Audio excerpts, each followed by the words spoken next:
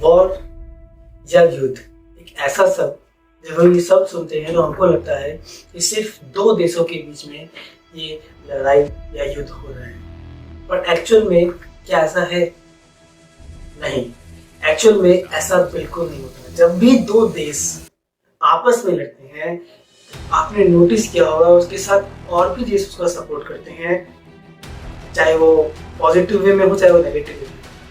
लेकिन उस युद्ध से पूरा विश्व एक अलग ही लड़ाई लड़ता है। आज भी इस देश में कुछ ऐसे ही, आज भी पूरे विश्व में कुछ ऐसा ही एक स्थिति पैदा हो गई है जिससे आने वाले टाइम में या महीने में पूरा विश्व एक अलग ही लड़ाई लड़ेगा, जिसे आप आर्थिक भी कह सकते हैं, और मैं तो मोस्टली बोलूंगा कि मानसिक लड़ाई होगी। आज एक ऐसी ही व्यवस्था या स्थिति आप बोलो एकत्रित हो गया, एक सेट हो चुका है कि डेफिनेटली वी विल फेस और decrease things in our life.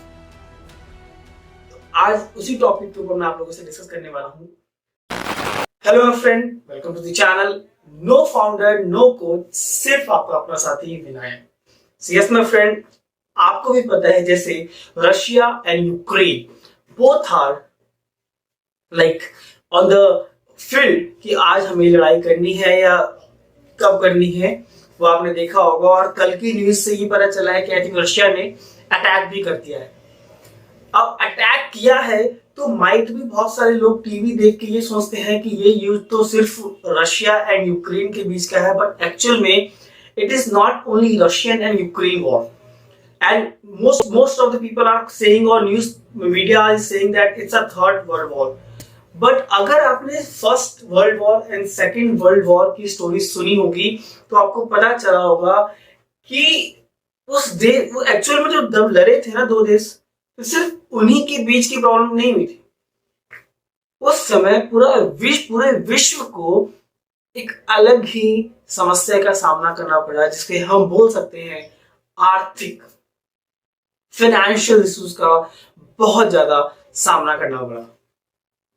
और आज भी सेम कंडीशन यही उत्पन्न हो चुकी है जब Russia and Ukraine are on the field for world war third. आज ऐसी ही एक स्थिति पैदा हो चुकी है जहां सबको इसी चीज का डर है कि definitely the war will gonna happen, and हम वही स्थिति वही स्टोरी हमें फिर से रिपीट हुई दिखेगी।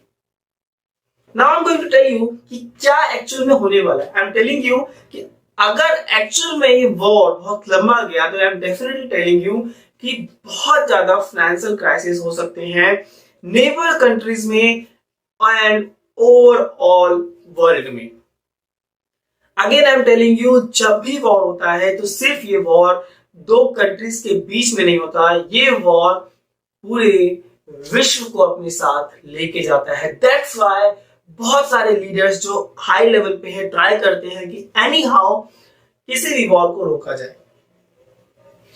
अब मैं कल ही एक न्यूज देख रहा था जिसमें ऑलमोस्ट पुतिन ने ये ऑर्डर दे दिया है कि हम फाइट करेंगे, हम वॉर करेंगे। एंड आई थिंक कुछ फाइटर जेट्स ने बम भी अटैक कर दिए।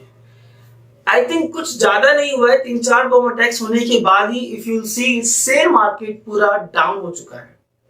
शेयर मार्केट प्रॉपरली वे में डाउन हो चुका है। आई एम जस्ट थिंकिंग कि जिन्होंने अपने बहुत ज्यादा इन्वेस्टमेंट उसमें की होगी वो अभी कैसे आप फील कर रहे होंगे और कैसे होंगे। मेरे खुद के मनी बहुत ज्यादा इसमें इन्वेस्टेड है, एंड आई नो कि कैसा फील हो रहा है कि जब एक कॉर्पोरेट सेक्टर में जॉब करते हो एंड वो कुछ इनकम सोर्स जब आप वहां से लेते हो और कुछ परसेंटेज इन्वेस्ट करते हो, and then you will see कि मार्केट तो डाउन हो गया और वहां लिखा होता है there is no any top gainer, and like when you see the chart that is going down, I can understand that feeling.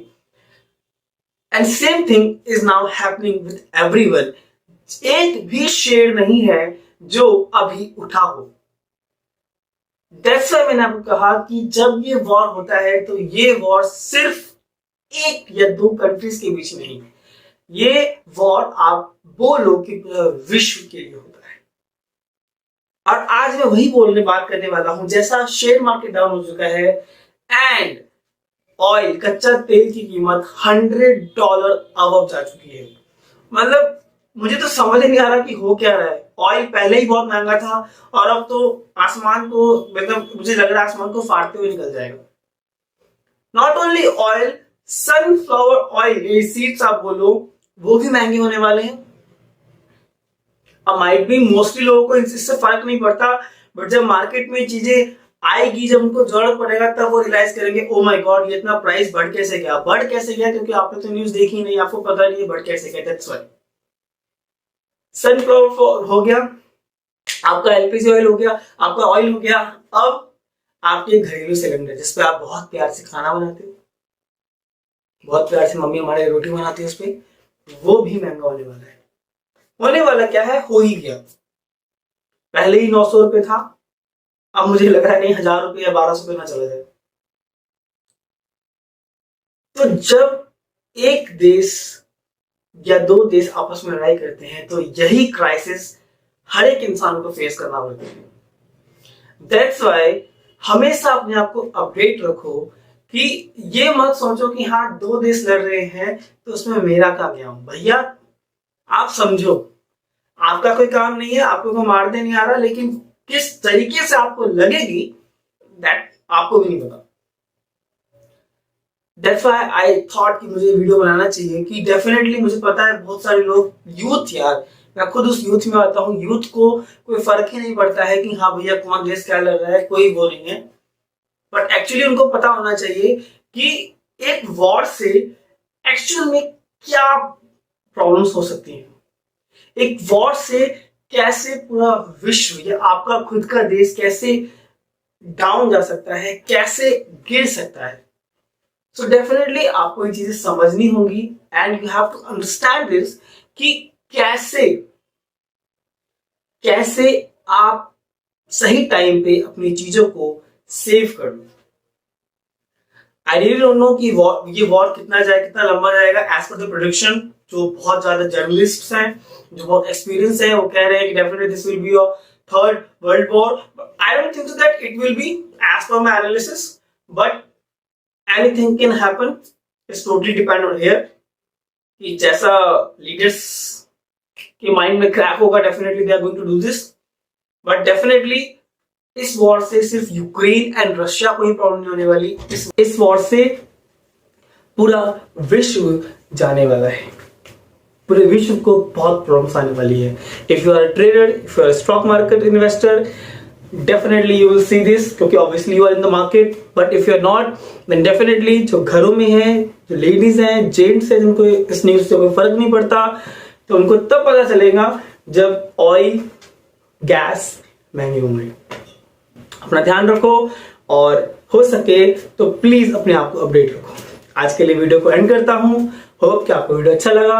If yes then don't forget to like your this bird. Thank you.